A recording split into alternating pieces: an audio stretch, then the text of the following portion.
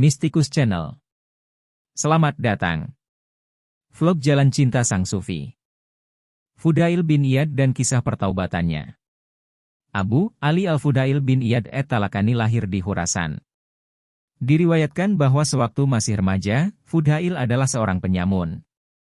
Setelah bertaubat, Fudail pergi ke Kufah kemudian ke Mekah, di mana ia tinggal beberapa tahun lamanya hingga wafatnya pada tahun 187 Hijriah, 803 Masehi.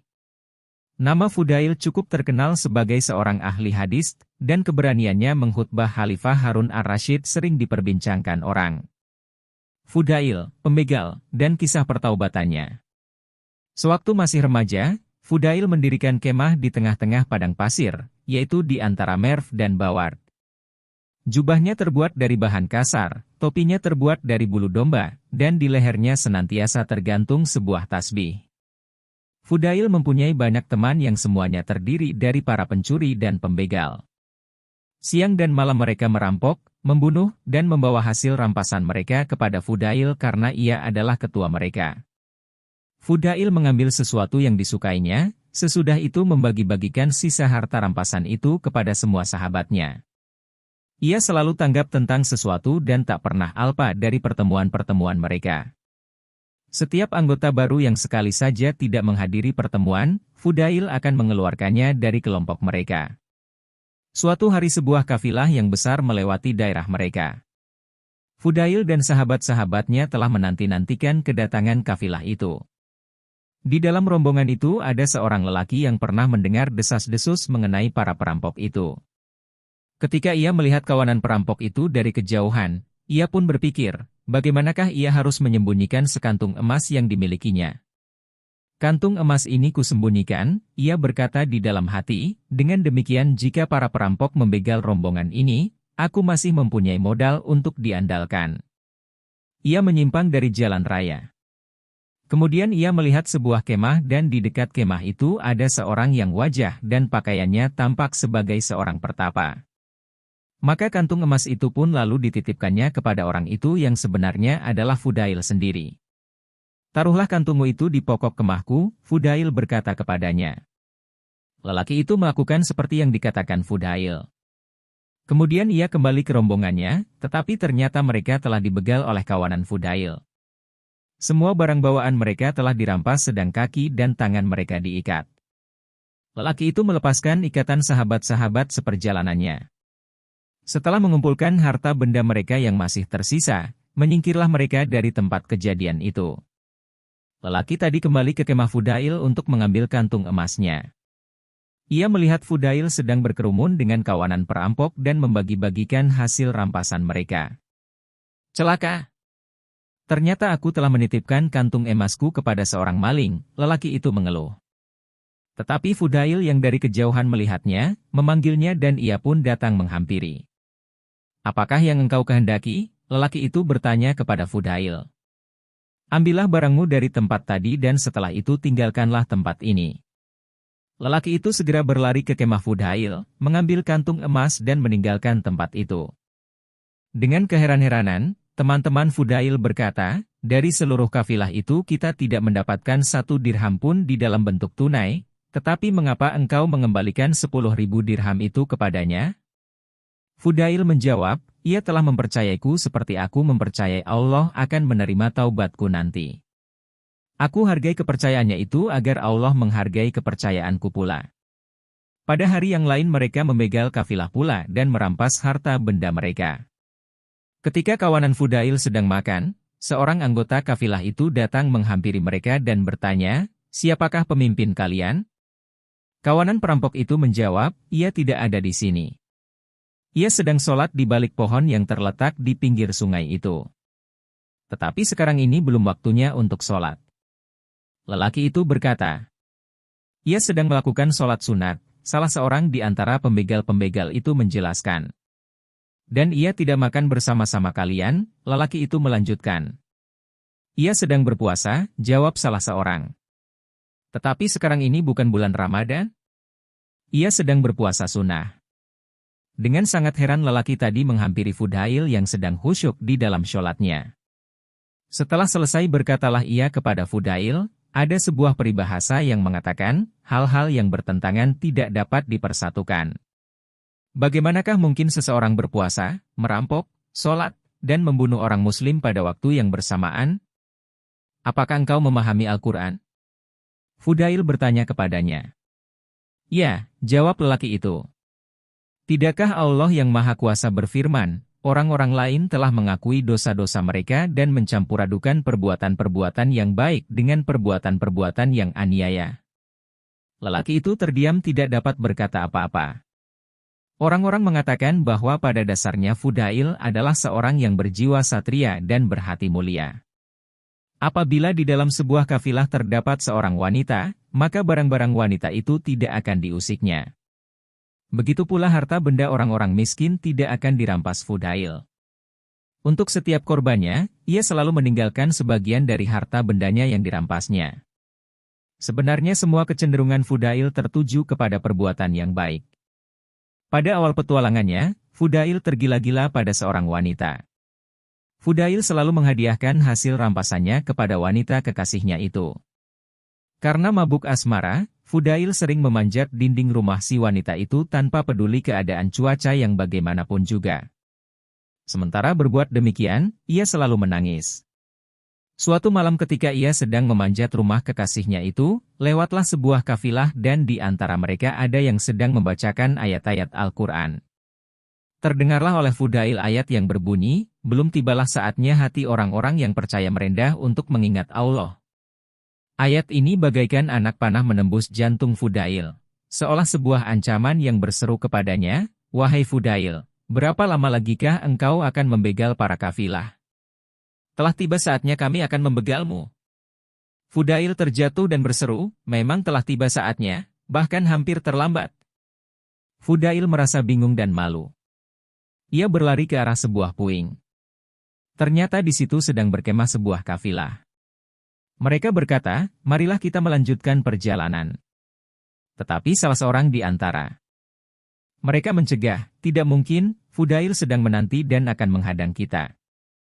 Mendengar pembicaraan mereka itu Fudail berseru, berita gembira.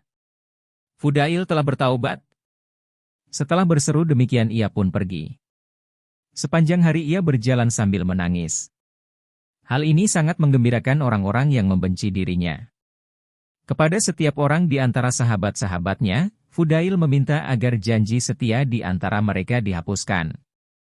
Akhirnya hanya tersisa seorang Yahudi di Bawar. Fudail meminta agar janji setia di antara mereka berdua dihapuskan namun si Yahudi tidak mau dibujuk.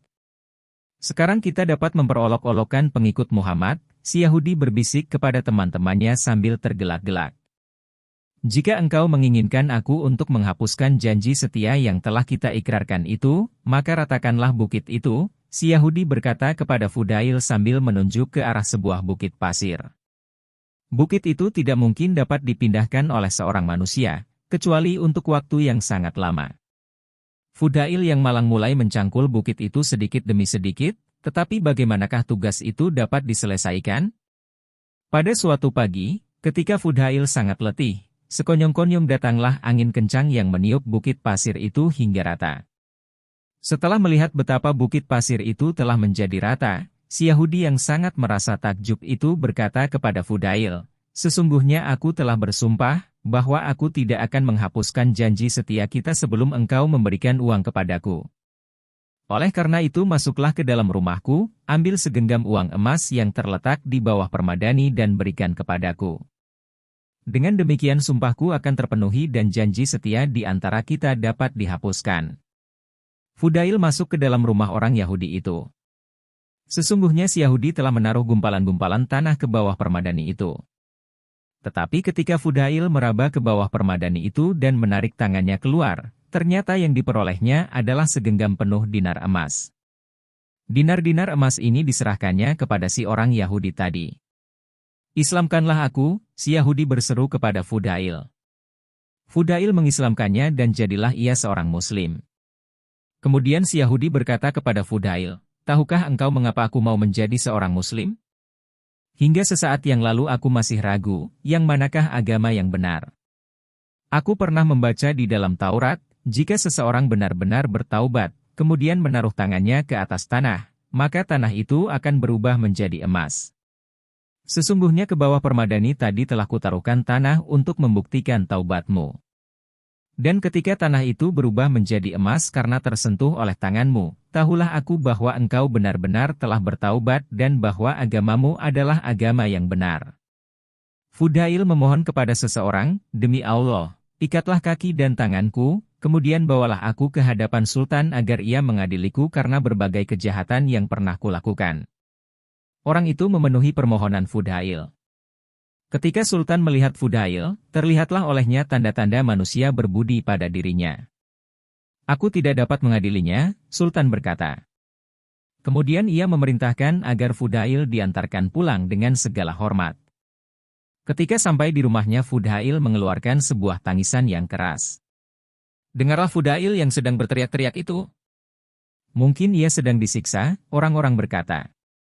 Memang benar, aku sedang disiksa. Fudail menjawab. Apakah yang dipukuli? Mereka bertanya. Batinku, jawab Fudail. Kemudian Fudail menjumpai istrinya. Istriku, katanya, aku akan pergi ke rumah Allah. Jika engkau suka, engkau akan kubebaskan. Tetapi istrinya menjawab, aku tidak mau berpisah dari sisimu. Kemanapun engkau pergi aku akan menyertaimu. Maka berangkatlah mereka ke Mekah. Allah yang Maha Kuasa telah memudahkan perjalanan mereka. Di kota Mekah mereka tinggal di dekat Ka'bah dan dapat bertemu dengan beberapa orang suci. Untuk beberapa lama Fudail bergaul rapat dengan Imam Abu Hanifah. Dan mengenai kekerasan disiplin diri Fudail, telah banyak kisah-kisah yang dituliskan orang. Di kota Mekah ini terbukalah kesempatan bagi Fudail untuk berkhutbah dan penduduk kota senantiasa berbondong-bondong untuk mendengarkan kata-katanya. Nama Fudail segera menjadi buah bibir di seluruh pelosok dunia, sehingga sanak keluarganya meninggalkan Bawart menuju Mekah untuk menemuinya. Mereka mengetuk pintu rumah Fudail namun Fudail tidak menjawab. Mereka tidak mau meninggalkan tempat itu, maka naiklah Fudail ke atap rumahnya dan dari sana ia berseru kepada mereka, wahai penganggur-penganggur, semoga Allah memberikan pekerjaan kepada kalian. Berkali-kali Fudail mengucapkan kata-kata pedas seperti itu sehingga semua sanak keluarganya menangis dan lupa diri. Akhirnya karena putus asa untuk dapat bercengkerama dengan Fudail, mereka pun meninggalkan tempat itu. Fudail masih tetap di atas atap dan tidak mau membukakan pintu rumahnya. Fudail dan Khalifah Harun ar-Rasyid. Pada suatu malam, Harun ar-Rasyid memanggil Fazl Barmesid, salah seorang di antara pengawal-pengawal kesayangannya. Harun ar-Rasyid berkata kepada Fazl, malam ini bawalah aku kepada seseorang yang menunjukkan kepadaku siapakah aku ini sebenarnya.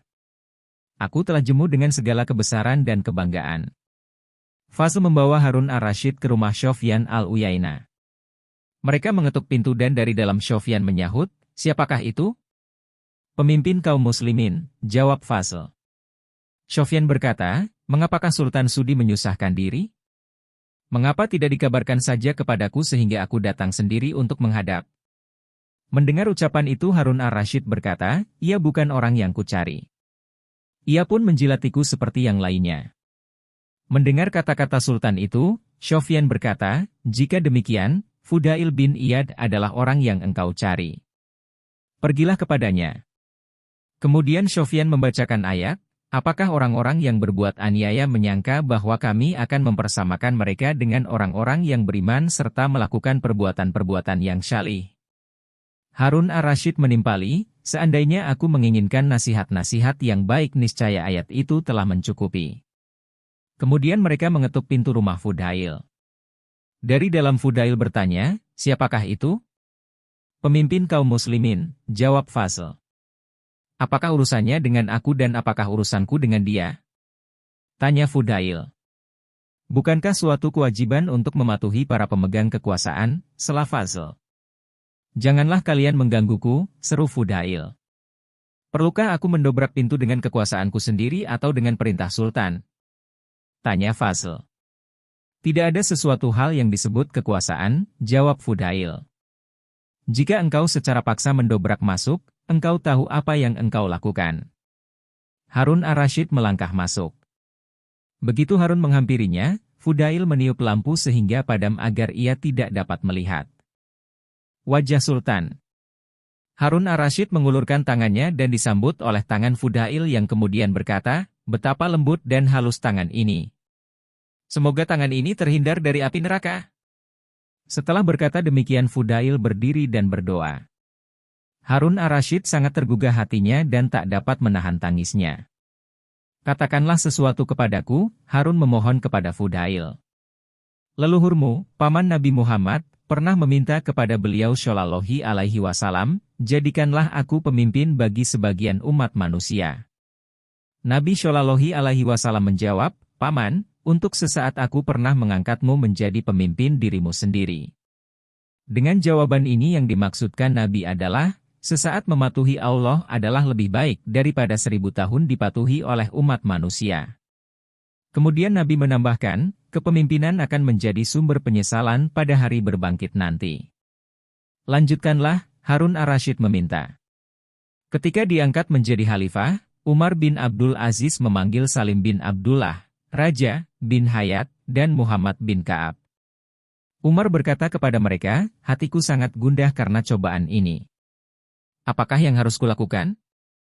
Aku tahu bahwa kedudukan yang tinggi ini adalah sebuah cobaan walaupun orang-orang lain menganggapnya sebagai suatu karunia."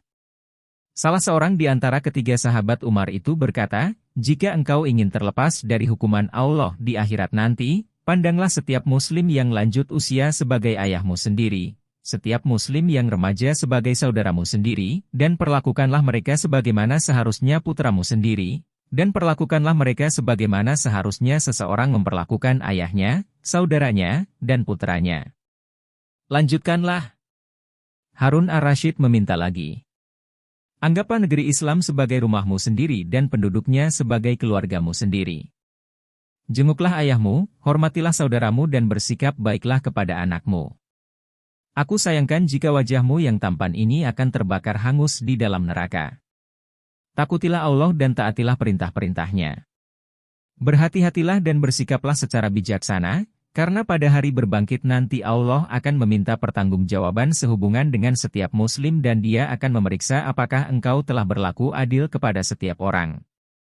Apabila ada seorang wanita uzur yang tertidur dalam keadaan lapar, pada hari berbangkit nanti ia akan menarik pakaianmu dan akan memberi kesaksian yang memberatkan dirimu." Harun ar-Rasyid menangis dengan sangat getirnya sehingga tampaknya ia akan jatuh pingsan. Melihat hal ini Wasir Fas menyentuh Fudail, "Cukup. Engkau telah membunuh pemimpin kaum muslimin. Diamlah Haman. Engkau dan orang-orang yang seperti engkau inilah yang telah menjerumuskan dirinya, kemudian engkau katakan aku yang membunuhnya. Apakah yang kulakukan ini suatu pembunuhan?" Mendengar kata-kata Fudail ini tangis Harun ar-Rasyid semakin menjadi-jadi. "Ia menyebut Muhammad," kata Harun ar-Rasyid sambil memandang Fasl, "karena ia mempersamakan diriku dengan Fir'aun." Kemudian Harun bertanya kepada Fudail, "Apakah engkau mempunyai utang yang belum dilunasi?" "Ya," jawab Fudail, "utang kepatuhan kepada Allah. Seandainya dia memaksaku untuk melunasi utang ini, celakalah aku." "Yang kumaksudkan adalah utang kepada manusia, Fudail," Harun menegaskan. "Aku bersyukur kepada Allah yang telah mengaruniakan kepadaku sedemikian berlimpahnya sehingga tidak ada keluh kesah yang harus kusampaikan kepada hamba-hambanya." Kemudian Harun ar-Rasyid menaruh sebuah kantung yang berisi 1000 dinar di hadapan Fudail sambil berkata, "Ini adalah uang halal yang diwariskan ibuku." Tetapi Fudail mencela, "Wahai pemimpin kaum muslimin, nasihat-nasihat yang kusampaikan kepadamu ternyata tidak ada faedahnya. Engkau bahkan telah memulai lagi perbuatan salah dan mengulangi kesaliman." "Perbuatan salah apakah yang telah kulakukan?" tanya Harun ar-Rasyid. "Aku menyerumu ke jalan keselamatan tetapi engkau menjerumuskan aku ke dalam godaan. Bukankah hal itu suatu kesalahan? Telah kukatakan kepadamu, kembalikanlah segala sesuatu yang ada padamu kepada pemiliknya yang berhak. Tetapi engkau memberikannya kepada yang tidak pantas menerimanya. Percuma saja aku berkata-kata." Setelah berkata demikian, Fudail berdiri dan melemparkan uang-uang emas itu keluar. "Benar-benar seorang manusia hebat." Harun ar-Rasyid berkata ketika ia meninggalkan rumah Fudail, "Sesungguhnya Fudail adalah seorang raja bagi umat manusia." Ia sangat belak-belakan dan dunia ini terlampau kecil dalam pandangannya. Anekdot-anekdot diri Fudail. Suatu hari Fudail memangku anak yang berumur 4 tahun. Tanpa disengaja bibir Fudail menyentuh pipi anak itu sebagaimana yang sering dilakukan seorang ayah kepada anaknya. "Apakah ayah cinta kepadaku?" si anak bertanya kepada Fudail.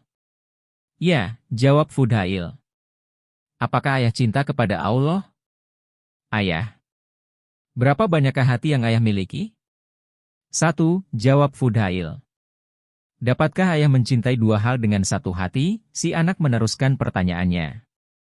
Fudail segera sadar bahwa yang berkata-kata itu bukanlah anaknya sendiri.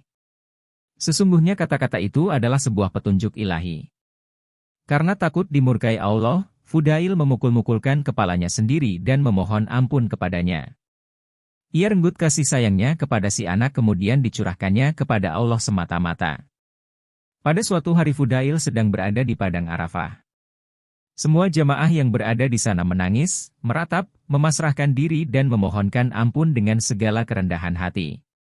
"Maha besar Allah," seru Fudail, "jika manusia sebanyak ini secara serentak menghadap kepada seseorang dan mereka semua meminta sekeping uang perak kepadanya, apakah yang dilakukannya?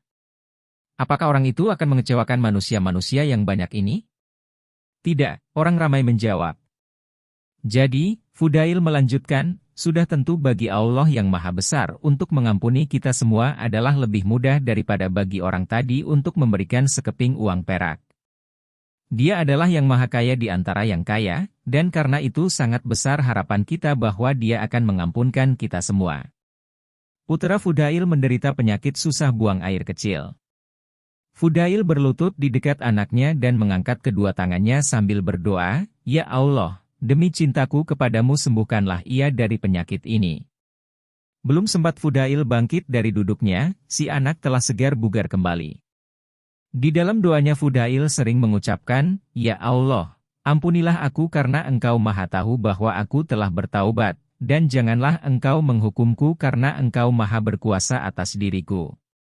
Kemudian ia melanjutkan, "Ya Allah, Engkau telah membuatku lapar dan telah membuat anak-anakku lapar. Engkau telah membuatku tidak berpakaian dan telah membuat anak-anakku tidak berpakaian. Dan Engkau tidak memberikan pelita kepadaku apabila hari telah gelap. Semua itu telah Engkau lakukan terhadap sahabat-sahabatmu." Karena keluhuran spiritual, apakah Fudail telah menerima kehormatanmu ini? Selama 30 tahun tidak seorang pun pernah melihat Fudail tersenyum kecuali ketika putranya meninggal dunia. Pada waktu itulah orang-orang melihat Fudail tersenyum. Seseorang menegurnya, "Guru, mengapakah engkau justru tersenyum di saat-saat yang seperti ini?" "Aku menyadari bahwa Allah menghendaki agar anakku mati. Aku tersenyum karena kehendaknya telah terlaksana," jawab Fudail. Fudail mempunyai 2 orang anak perempuan. Menjelang akhir hayatnya Fudail menyampaikan wasiat terakhir kepada istrinya, "Apabila aku mati bawalah anak-anak kita ke Gunung Abu Kubais. Di sana tengadahkan wajahmu dan berdoalah kepada Allah. Ya Allah, Fudail menyuruhku untuk menyampaikan pesan-pesannya kepadamu, ketika aku hidup kedua anak-anak yang tak berdaya ini telah kulindungi dengan sebaik-baiknya. Tetapi setelah engkau mengurungku di dalam kubur, mereka kuserahkan kepadamu kembali." Setelah Fudail dikebumikan, istrinya melakukan seperti yang dipesankan kepadanya. Ia pergi ke puncak Gunung Abu Kubais membawa kedua anak perempuannya. Kemudian ia berdoa kepada Allah sambil menangis dan meratap. Kebetulan pada saat itu, pangeran dari negeri Yaman beserta kedua putranya melalui tempat itu. Menyaksikan mereka yang menangis dan meratap itu, sang pangeran bertanya, "Apakah kemalangan yang telah menimpa diri kalian?" Istri Fudail menerangkan keadaan mereka. Kemudian si pangeran berkata, "Jika kedua putrimu kuambil untuk kedua putraku ini dan untuk masing-masing di antara mereka kuberikan 10.000 dinar sebagai mas kawinnya, apakah engkau merasa cukup puas?" "Ya," jawab si ibu. Segeralah sang pangeran mempersiapkan tandu-tandu, permadani-permadani dan brokat-brokat kemudian membawa si ibu beserta kedua putrinya ke negeri Yaman. Jika Anda menyukai Mistikus Channel silahkan like, komen, share dan subscribe serta nyalakan tanda lonceng untuk mengikuti update terbaru. Terima kasih.